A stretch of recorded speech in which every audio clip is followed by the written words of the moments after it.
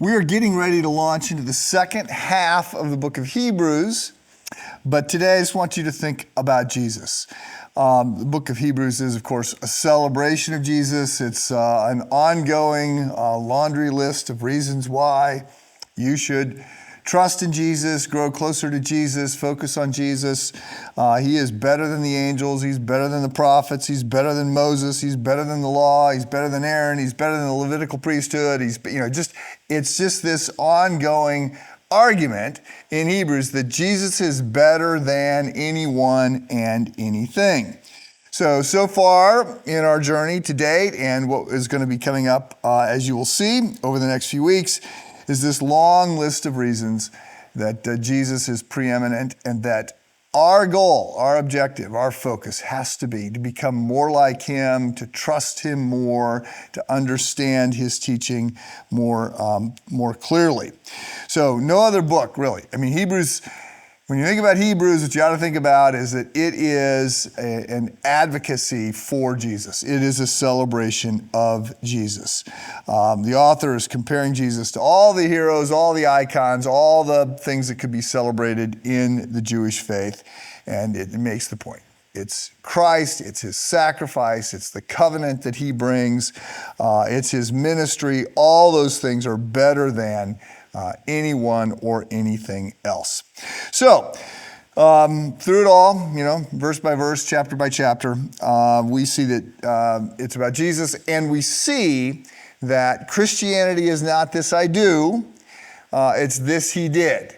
Now, there's obviously stuff that we do. I don't want to, I want to go back and say the equation is not faith plus works equals salvation. It's faith equals salvation plus works. So there is this part of it that, we need to see changes in our life. We need to see changes in our heart. But it's not, we're not focusing here, right? We're focusing on Jesus. That's the big part of the equation.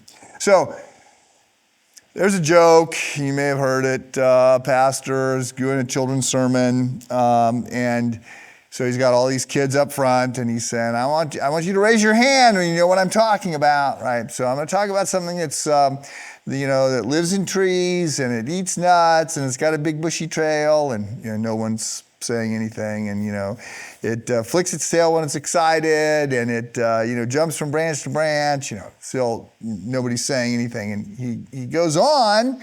It hibernates in the winter, and he's saying all these things. And finally, this little boy sort of sheepishly raises his hand, and he said, I know the answer is Jesus, but it sure sounds like a squirrel. So, yes, that maybe is a good way to think about the sermon that is this book of Hebrews.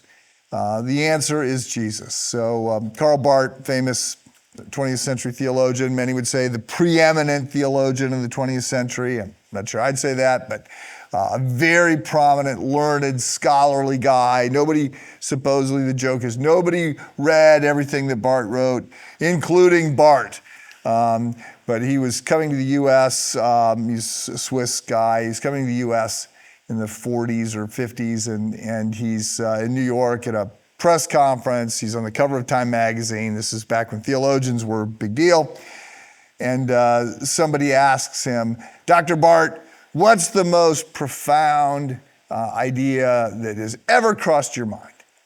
And they're thinking he's going to give this, this erudite, soliloquy about some big thought. And he just says, Jesus loves me, this I know, for the Bible tells me so.